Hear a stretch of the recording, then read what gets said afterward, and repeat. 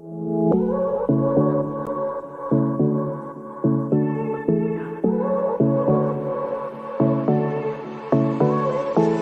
won't make it easy for you now. You got 2 minutes of my time, and I don't really break too easily, but I'm worth it, 'cause I'll slip into your dreams tonight. Oh, so give me your all.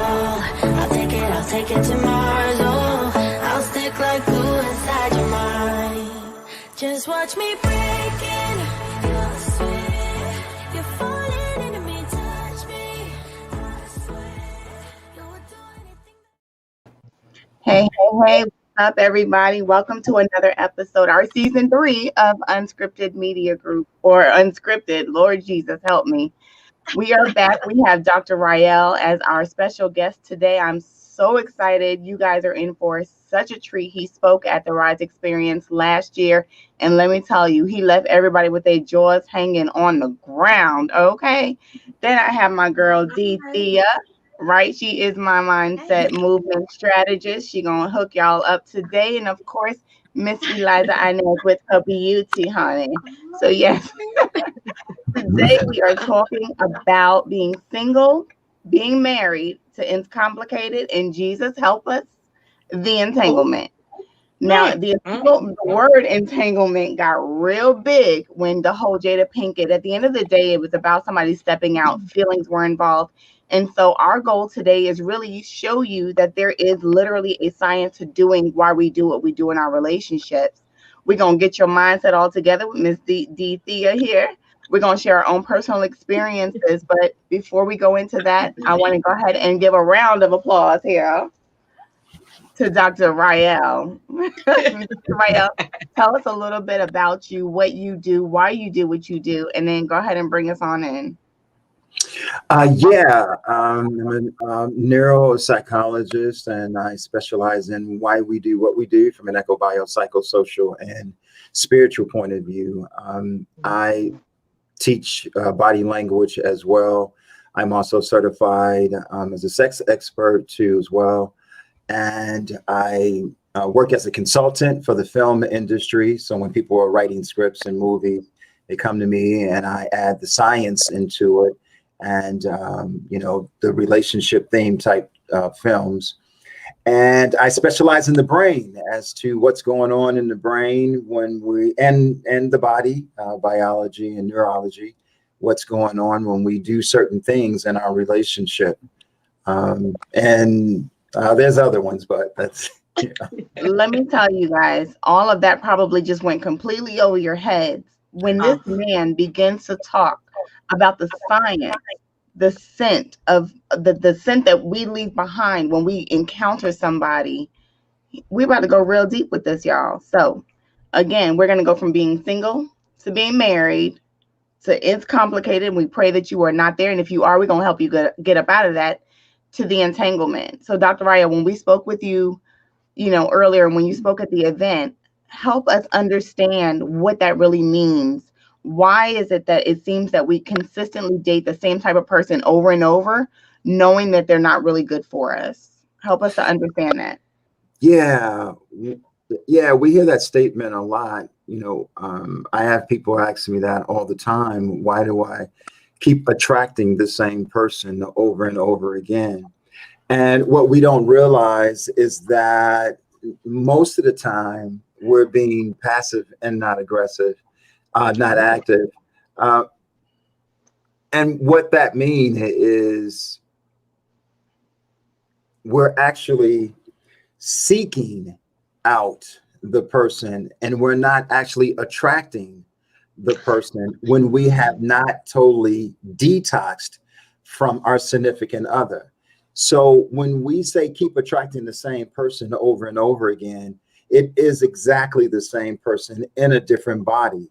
And what it is that our body, if we don't detox, our body still yearns for that person. So what it's going to do is it's actually going to find someone that is similar to your ex person, because you haven't completely detoxed that person out of your system.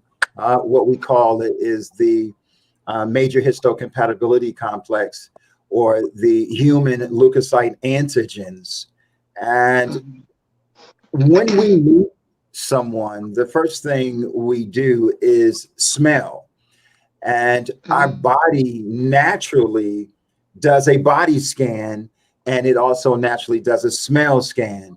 And it smells to make sure that the person doesn't have any pathogens, any viruses.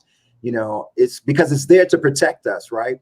But when it's also smelling, it's smelling our immune system, it's smelling our DNA. And if it's anything that it picks up that's similar to our significant other, as well as social compatibility, because we have social compatibility and we have the major histocompatibility, right? So if it picks those things up, then instantly it reminds us of our significant other. And then the body says, oh, yeah, hey, this is what I'm familiar to, and this is what I'm comfortable with. And this is something that we should get with, because therefore I'm going to get what I need. The body is saying I'm going to get what I need and fulfill what I need, right? So if somebody says something or do something or laugh like your ex, you're like, oh my God, but you don't really know that that's what's going on inside, right? But the body itself is saying, yes, this is somebody similar to who left us, let's get with this person, right? So we don't realize that the body is actually yearning. So then let's talk about like a drug dealer. So now or drug addict, when the drug addict's drug dealer goes to jail, Come on now. Addict stop taking drugs because his drug dealer is in jail? He doesn't stop, right? So what does he do? He go out to try to find what? Another drug dealer. And he doesn't, and he usually finds the exact kind of drug dealer. Wow. He will actually, the frequency, he would sense, he will actually actively spot a crack dealer versus a marijuana dealer. It's the same response. Yeah. Wow. So we have to detox. We have to completely detox that person out of our system, so the system could know that we are no longer interested in that guy. We're no longer having feelings about that guy. We don't think about the guy anymore, because we have this little thing in our brain called the hippocampus, where we store information, right? So we store all of that information about him is still there until you erase it out. And some of us really don't erase it. We may still have. Wait, but doctor. Yes. She about to give it to you. She ready. She ready. No, because you know what? You dropping so many fire bombs right now that if anybody is like me, like in my head, I'm like, oh my gosh, like you have hit the. But I don't want us to skip over something, because you've uncovered something in that I think if we got to stay there, because some people need some help, and I'm raising my hand, okay? Because you said that what we're doing is, because we've not detoxed, right? We're attracting the same thing, just in a different format. Some of us have switched from, and I'm just being honest, some women have left men and even gone to women, and they still get the same results. And it's all because the blueprint is the same. And so what I'd like you to do before you move forward to another topic is really talk about how we can start recognizing that we're caught in a blueprint, because most people, honestly, for years, I didn't even know it. Because to me, it was Keith, and it was John, and it was Chris, and it was Nathan, and it was, but it wasn't the same Billy that started it all, or my dad that started it all. Like wherever the blueprint was written, I never recognized that it was being duplicated in all of these people.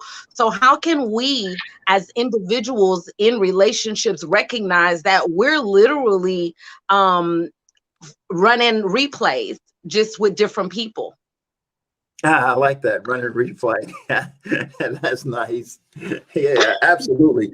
And part of that is being very mindful when we're asking ourselves. It's information like what we're doing right now, right? So thank you so much, Jay, for doing this, because this is so serious about being mindful of what we're doing. And one step is actually listening to us today. Right. So you could prepare your mind to be mindful of that repeat. Right. Because people don't talk about this. So we don't know, what a repeat looks like, what a repeat feels like. Right. So it's important for us to be mindful of our behavior when we're actually going out seeking into the relationship arena. Right. So, we hear this all the time. Girl, I met this guy. It feels like I've been knowing him forever. And so it's our duty now to say, now you sure that's not Mark in another body, right? Hold on, wait a minute. Why are you relating that to only women? Men do the same thing. I'm not gonna let you come to the ladies, okay? Yes. Like, girl, no, men do that too. Yeah, men too. Absolutely. Men too, absolutely. And so that's why we have to remind the guys or our woman friend, that, are you sure? If he reminds you of like he feels like you've been knowing him forever. And so it's also our duty to, as a friend, to say, well, are you sure that it's not reminding you of your ex? Right. Because that's what it feels like.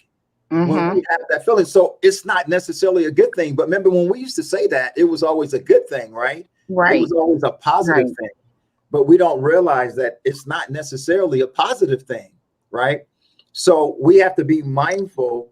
If we have that feeling, we have to act. We have to do a self-examination, self-examination.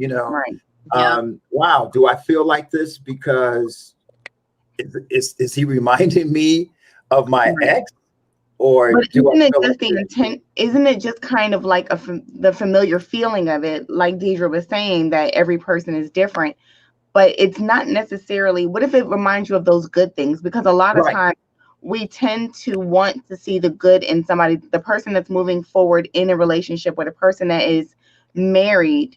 We tend to look for the good, right? Because we don't want to see the negative. So those familiar feelings of something being good, doesn't that kind of like outweigh, or maybe that's what we're feeling? Because we're not, of course, the red flags, we're going to call them red flags, the things that remind us of somebody that's bad, we're going to call those red flags. We can immediately spot those things. But why is it such a negative, when we're taking the good qualities, or that person makes us feel that certain way because it was something that attracted us to it? Oh, great question. Great question. Right now. Yeah. Great question. You see, actually, our discernment, right? Our discernment really tells us. And what's another word for discernment? Intuition. Intuition. Your gut. You're right. Right? Yep. Okay. I'm so glad you asked that, because actually our body is designed to protect us, right? When we walk on the edge of a building, when we walk on the edge of a mountain, what happens? I'm not going that far. I know I'm about to fall off. I always get that answer too. It pulls us back, right? It makes us go, whoa. If we look over and we go, whoa, and we go back, right? That part is the amygdala of our brain. And that part of the amygdala of our brain is always looking for danger. It's always looking for danger 24 hours a day. Why? Not that it's looking for danger and that's a negative thing. It's always looking for danger to protect you. So if we hear a loud noise, we jump, right? And instantly it's called the freeze, right? Fight or flight, because we freeze first, right? So you've heard fight or flight, but we don't say all three. It's really freeze, fight or flight, because you freeze to figure out what was that sound, right? Because the amygdala says, hey, that sounds familiar. It could be a gun, right? And so what you do is you freeze to see if it's a gun. And sometimes we're in a party, we don't even give it a time to see if it's a gun because everybody's running, right? Right. After hearing it, because everybody's amygdala responded the same way. And that's why everybody started running. Okay, now back to the question. That amygdala tells us, our intuition tells us, our gut tells us. It's been many times that we've been around a person and we say, you know, it's something about that person. Have you ever said that? Yes, about females too. You know, it could be a female to female. Absolutely. And you just Absolutely. feel About humans, even about animals, right? You feel kind of funny not to rub this animal. Mm-hmm. And you were right, because somebody else went to rub the animal and he bit him, right? Mm-hmm. Right. That's our spirit. That's the amygdala, that the spirit that triggers the amygdala that's trying to protect us. For instance, when we say, man, I was getting ready to go to this corner store, something told me to go to McDonald's first. When I came out of McDonald's, I realized they robbed the store and shot people. Right. Mm-hmm. That spirit guided us to McDonald's. Now, this is the deal. Our spirit is telling us, it tells us that this person is not a good person. It makes you feel unease. Mm-hmm. But what we do is ignore the red flag. We ignore those signs. God gave us those signs to protect ourselves. Mm-hmm. So what do? Why do we ignore? Hey, that guy has a nice symmetry. He looks handsome. He has a wonderful golden ratio, looks nice and stocky and built. She looks very wonderful, nice golden ratio body. He's probably, racking up the money, nice car, nice suit, got his thing going on. So we rationalize something that we're actually feeling, the true feeling that's telling us something's not right with this person. We've experienced this all the time in our lives. We've been in practice throughout our lives and once we become an adult, we know what that feels like. But what we do is rationalize that feeling, and we come up with other reasons why we should continue talking to this person, continue being with this person, because it's the same as it's no different than the opposite, right? Say when you're hiring somebody at a job, and one second, Dr. Ryeal, because I already know Deidre's like, hold up, what? Because I think it sometimes, though, doctor, can it go deeper than what you just said? Because sometimes it's just not a matter of not listening. Sometimes you've been conditioned through whatever. You could have been raised in a household where what their definition of love was, or what their definition of relationship was, or what their example was dysfunctional. So in that relationship, you grew up seeing women be called out of their names. That was your normal environment. So although you may know that it's not right, because it's a familiarity to you sometimes, then that's something that you're not even consciously aware of sometimes, that you have bad programming. So could that also play a part into it? Because I think it comes on both ends. Absolutely. Oh yeah, absolutely. Absolutely. It definitely does play the part. And that's why we have to be also mindful of our upbringing. We have to also be mindful of our parents' relationships. Right. And because it's so important. And again, that's why it's so great of what we're talking about right now, because that's a tip that people have to pick up. You have to be aware of your environment when it comes to a relationship, because sometimes women think a good man is a man that beat on me because my father beat on my mom's, right? And so you actually call men, some women call men wimps because you let me do such and such and don't put me in my place, because my father put my mother in his place, right? And this guy is a nice guy. He's like, what are you talking about? What do you want me to do? Right? Well, you a wimp because you let me do such and such, and you let me, and it's like, whoa. what kind of relationship were you in, or what kind of family did you grow up in? Right. And then this is your definition of a man. This is your definition, and vice versa, because a woman who's going off with their kids all the time, and this guy, and he's like, well, you too nice, and they actually don't want to date the woman who's too nice. They want to date the woman who seems like it's the mother who's always cursing, who's always going off on the kids, who's always going off on the husband, right? And now you meet a nice woman that doesn't do that, that doesn't want to curse, that doesn't go off on you and all that. He looks at her as passive and submissive and, too nice. And, so I don't want her, right? So yes, you're definitely right. These are some of the things that we have to be aware of and do self-evaluation when we are sensing those body messages, those neural messages that's talking to us and telling us the danger, right? The danger. Remember, I don't know if you guys remember the show used to call it Lost in Space.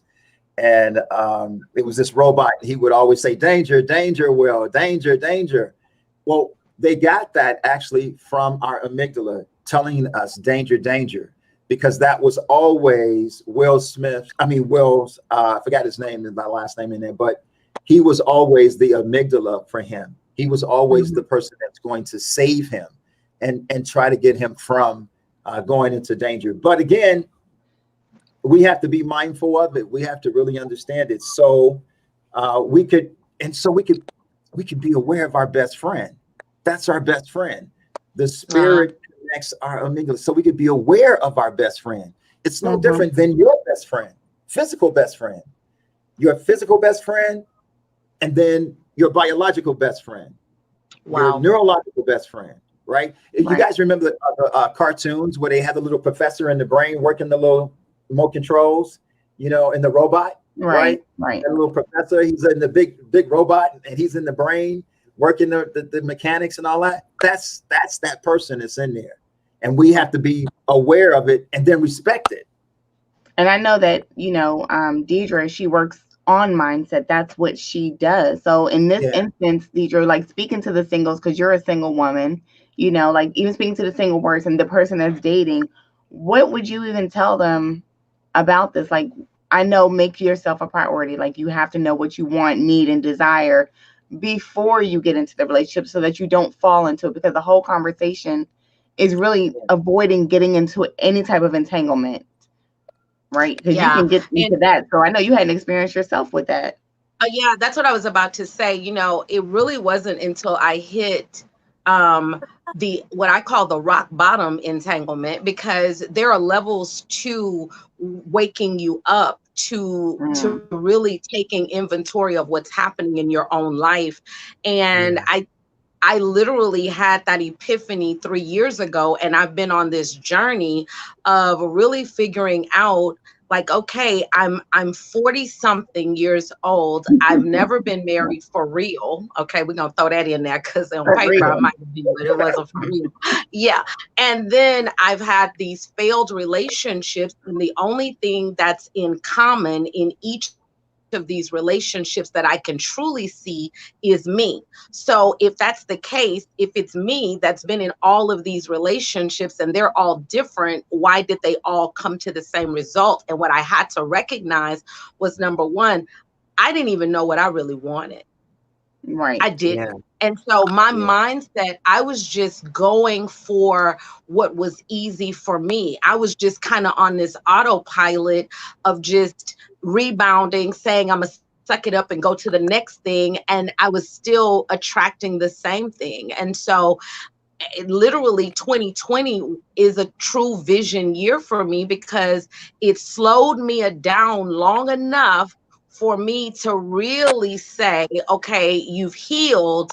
Now let's get whole. Because healing and wholeness are two different things. They are. Absolutely. Yeah. Eliza, what are your thoughts on that? Like, oh, did you ask me? No, I Eliza, was she's just been real thinking as far quiet. as like, you know, the She's been absorbing self-evaluation. it.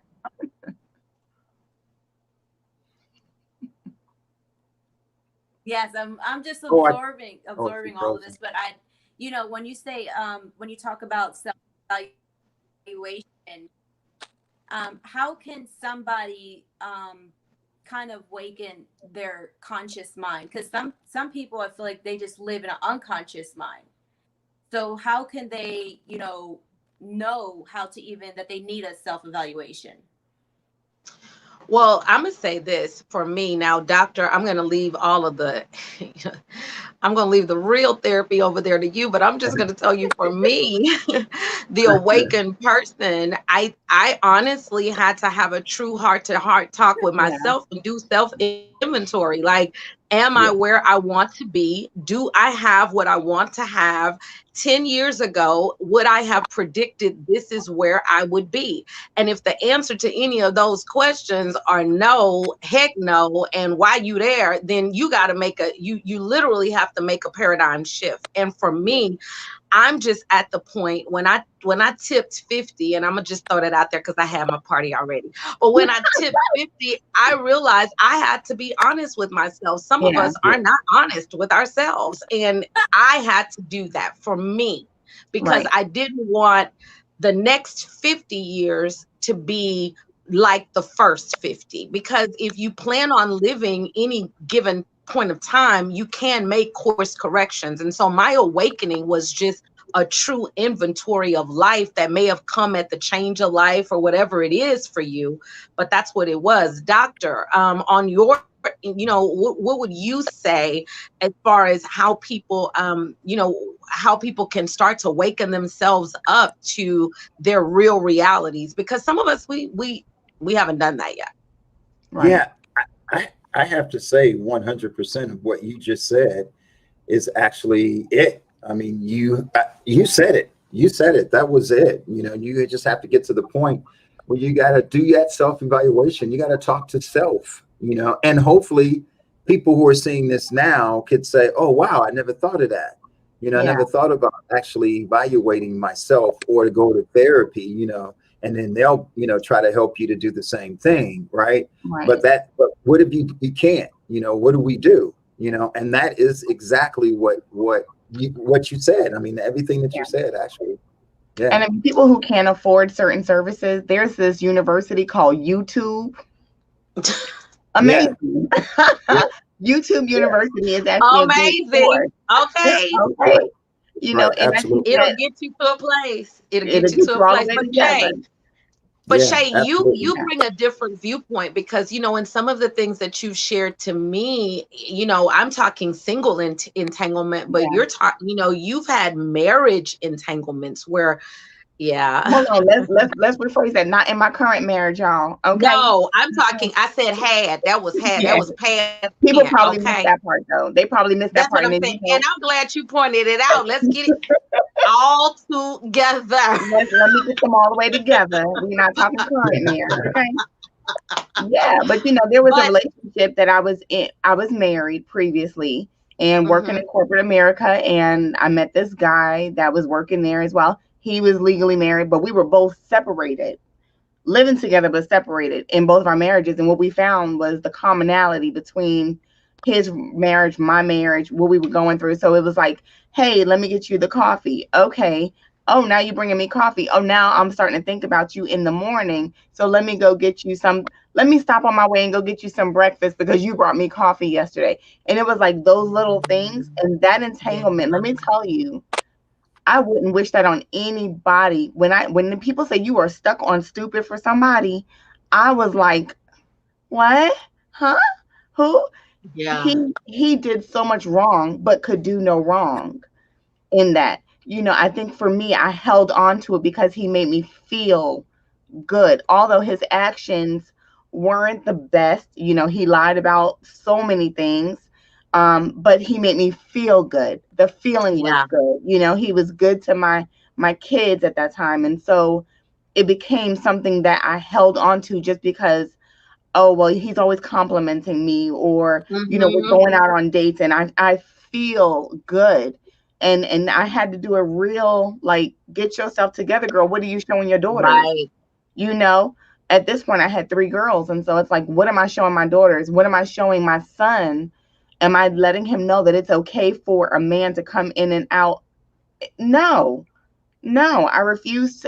And that was my change. It wasn't me per se, but it was more so thinking about my kids, because they're watching the behaviors. And like you had mentioned earlier, I didn't want them to grow up thinking certain things were okay in relationships.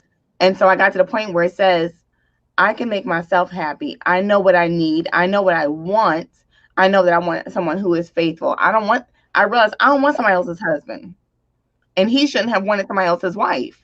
Right. You know, so being married, and when we talk about that, before I even got there, had I truly been open and honest with my current marriage, and had he done the same thing, we would have never had an opportunity to be entangled.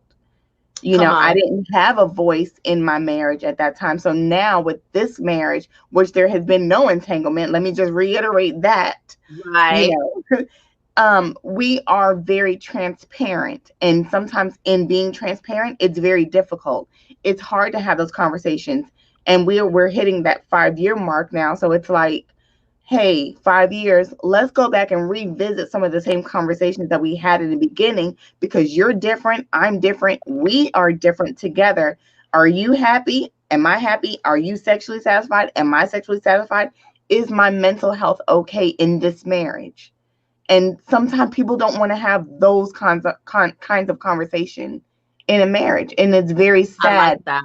But that's why it's so important that we literally take the time out to know who you are. Like you said, you know, Deirdre, it's so important to know. And it's also important to get the help. I always say, like, for me, coaching, it's not about when I'm going through the storm. It's about preparation for if I go through the storm, how I'm going to handle that. Like, I knew what kind of wife I wanted to be. I wanted to be a wife that was allowing her husband to get down to his most vulnerable places without condemning the fact that if he needs to cry in front of me, he can cry. You know, if he needs to just vent, he can vent. Because I needed that openness. I needed that openness for me to be happy in my marriage, you know. And you would have never known that in a lot of sense if you didn't go through the things you went through before. And see, that's the part that when I'll volley it back over to you, Doctor, because I think that if you listen to my story, if you listen to Shay's story, if you listen to Eliza's story, or even your story, Doctor, they're going to all be different. So there is no cookie cutter to this, but there are some fundamental things that have to be addressed. And so, Doctor, what are some of the fundamental things in relationships that will help us not lead ourselves down the entanglement aisle? Just the fundamental relationship things. Right. Yeah, you know, and I like to use, well, now it's 2 celebrities because it's Jada Pinkett, and I like to use Schwarzenegger's situation. Arnold Schwarzenegger, Governor Schwarzenegger. How that happened was similar to Jada Pinkett's. Remember, if I'm reading this right, you guys correct me. That there was a gentleman staying with them, correct? With Jada Pinkett, the guy. Right. Pretty much. Right? He was staying with them, and they were helping him out and taking care of him for a minute, you know, when he was down and out. And then think about the nanny that was actually living with Arnold Schwarzenegger, right? Yep. So I just want to take it to a different understanding, to the science of the understanding. Look, don't let nobody live at your house. If you a married woman, do not have no other woman come up in your house. And if you a married man, do not have no woman come up in your house.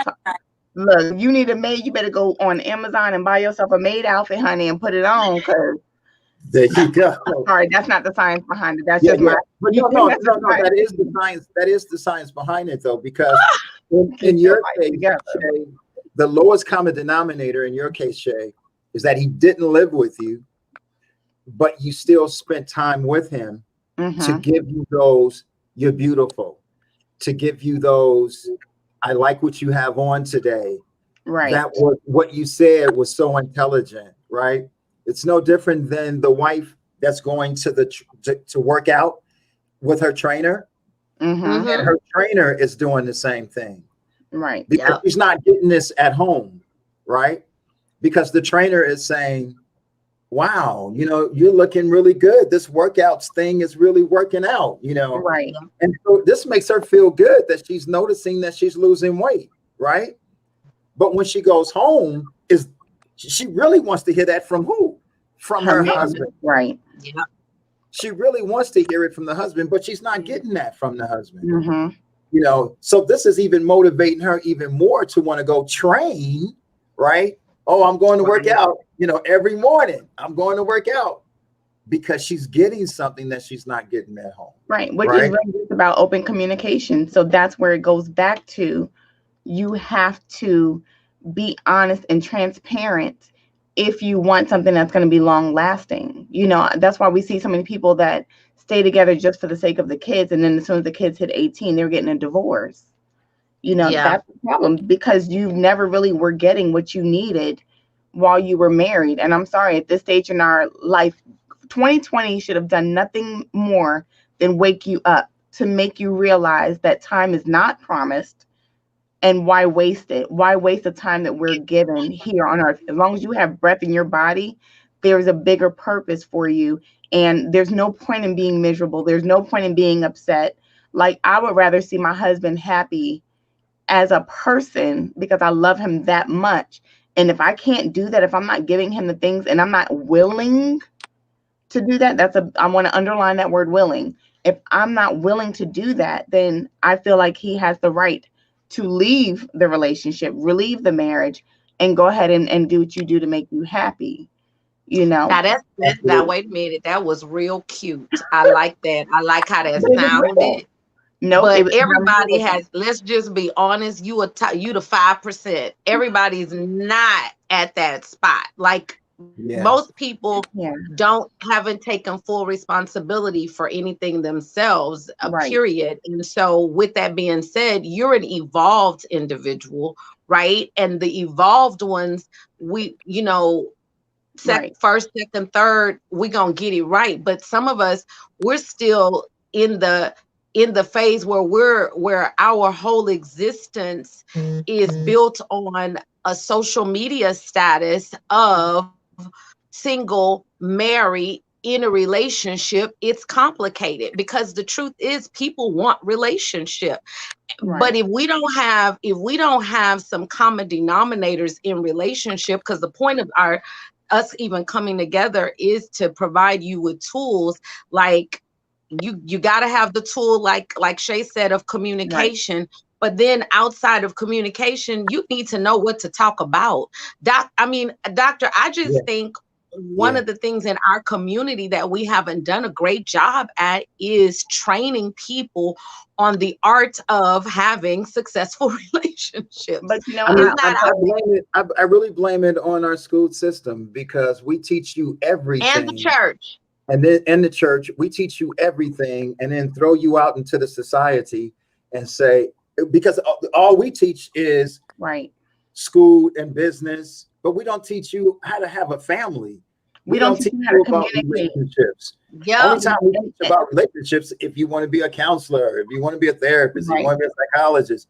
But what about people who don't want to be that? But is that necessary? That is so necessary, right? You know, to teach us about that. You know, it reminds me somewhat of why you won't cure some of these diseases, you know, some of these pathogens, some of these viruses, because you know you're going to make money off of cancer, but you know you can cure it, right? Right. So we're going to make money off of divorce cases. We're going to make money off of people getting divorced. We're going to make money off of this, because if you teach us in high school, have a class about family, right? You teaching us early so it can go into our brain, right? And then when we get in college, you still have to have a prerequisite before you graduate. You gotta have family before you graduate, Right. right? I think that if people put okay, so I've been divorced twice before. I think if people, especially the government, where you have to go sign and get your little cute marriage license, and you can get that done in like 15 minutes, but you go get a divorce, especially if you have kids. My last divorce took 9 months to finish. Yeah. Had it taken 9 months to get married, I probably wouldn't even have been married. Right. Can I be real with that? You know, someone posed a question on their social media one time that said, if you knew without a shadow of a doubt that you could not exit that marriage, would you still get married? And a lot of times, if people are really, really, really, truly honest with themselves, the answer would be no. And I said this, I was talking to another coach the other day, and he and I were having a conversation about relationships.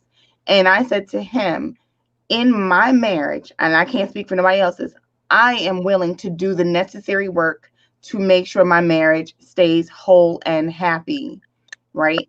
And that means that be willing to hear that, wifey, you ain't so perfect. Wifey, I'm gonna need you to get up in the morning and start doing your makeup again. Wifey, I'm gonna need you to put your clothes on, right? And stop walking around the house in your muumuu thinking it's cute. And there's a book that I was told to read. Okay, and my inner self was like, I ain't reading no book. Can't no book tell me how to be a wife. Okay. However, there was this book called How to Love a Black Man that I am reading.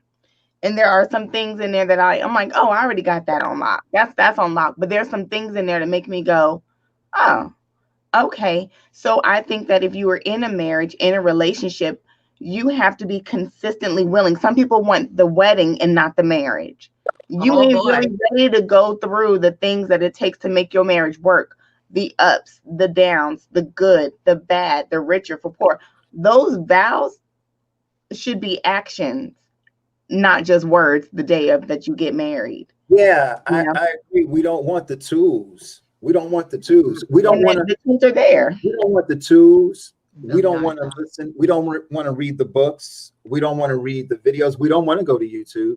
We don't want it. We think we know it. We think we got it. That's why some, most men don't want to go to therapy, right? He's like, I don't need to go to no therapy. I don't need to listen to somebody. I got this, right? Right. And we don't want to get advice because we think we are naturally equipped with this. Right. And it is so much to it. It is so much to it. And look, are the tools just to have a vitalized, harmonious, cohesive working relationship? It's also to let you know that this isn't working because you got the tools. If you're a coach, if you are a basketball coach, that player is not happening. You know that either go talk to that player or trade him, right?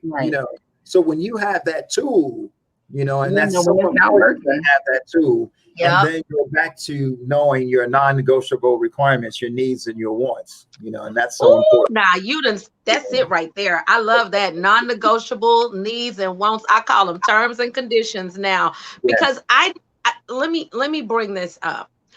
I was in the workforce for over 20 years before I knew that I could negotiate my salary. Because no one told me that. I thought when somebody offered you the money, you had to take the offer. It wasn't until I was talking to one of my girlfriends at work of another race, and she started telling me how they offered her this position, but she didn't like the salary, so she countered. I said, what is that?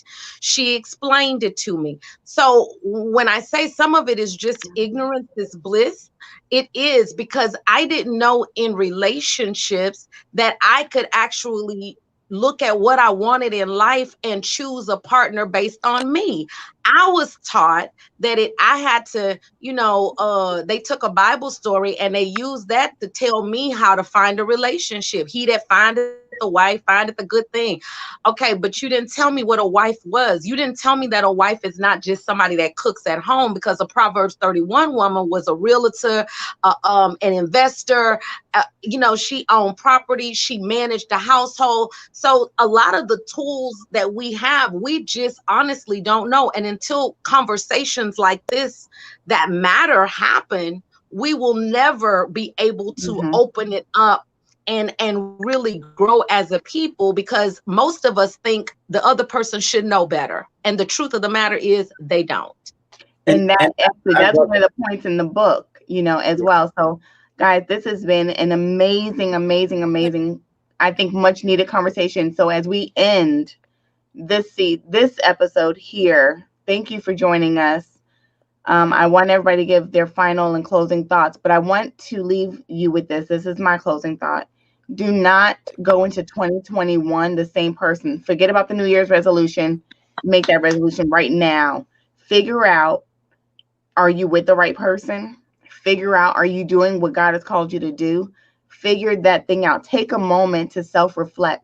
Take accountability for your own actions. And if you ain't putting in the work, you're not going to get the results. You might be watering somebody else's grass. Okay? But somebody might be coming to water your grass. Just going to leave it like that. I'm just saying. Just saying. My thoughts. Oh, that was My that thoughts. was a real good. Okay. That's right.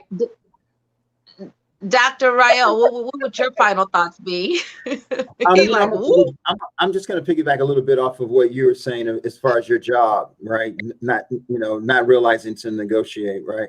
And I think too, for I'm putting the power right now into the woman's hands, because I just want people to really, why it's important to understand your non-negotiable requirements, your needs, and your wants, is that I like for women to understand that you're the employer.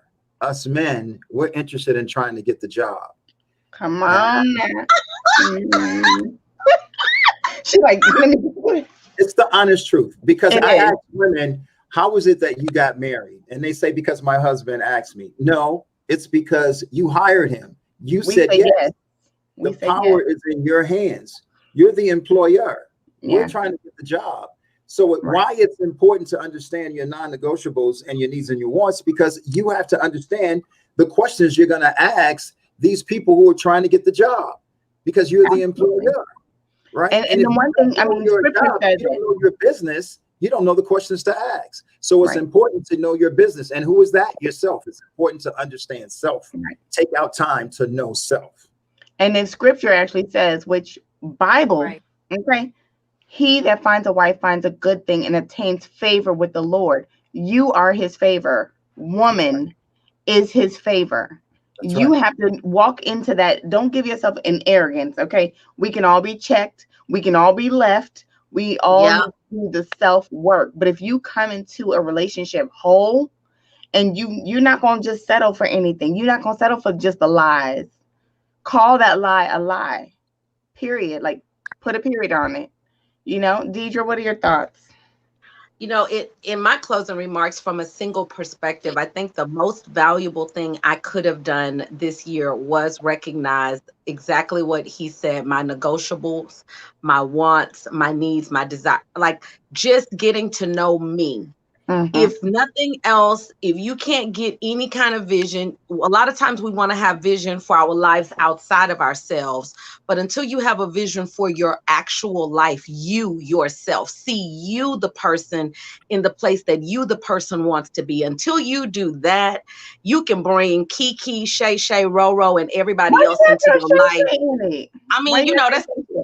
You've been a part of my life for a long time, girl. Shay Shay is like my go-to person.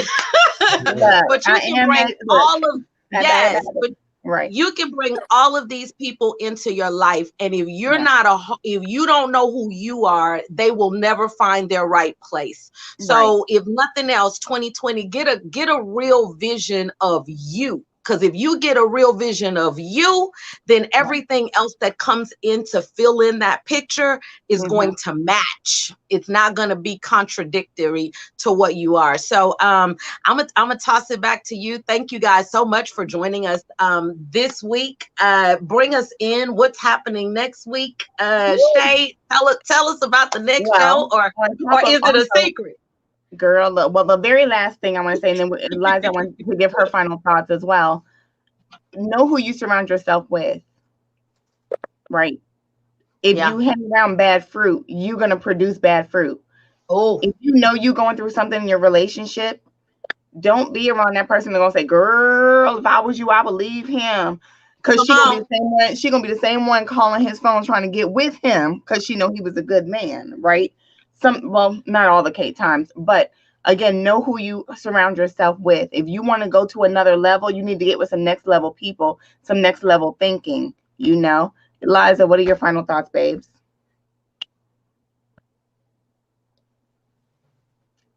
I am definitely going to piggyback off of what you're saying as far as getting yourself, even if it's a new group of friends, because that also I feel that does a self-reflection of who you are as a person. I know that I've let go plenty of, friends that in my marriage showed, like, I was acting in my marriage, which I'm like, wait a minute, hold up, that's not even me. So even in my marriage, I had to do a self-reflection. I had to, along the lines of when I did that reflection, find who I truly was, and then, how to communicate more with my husband on who I was. So even in a marriage or when you're single or everything like that, like I feel like it's never too late to find yourself or to do a self-reflection.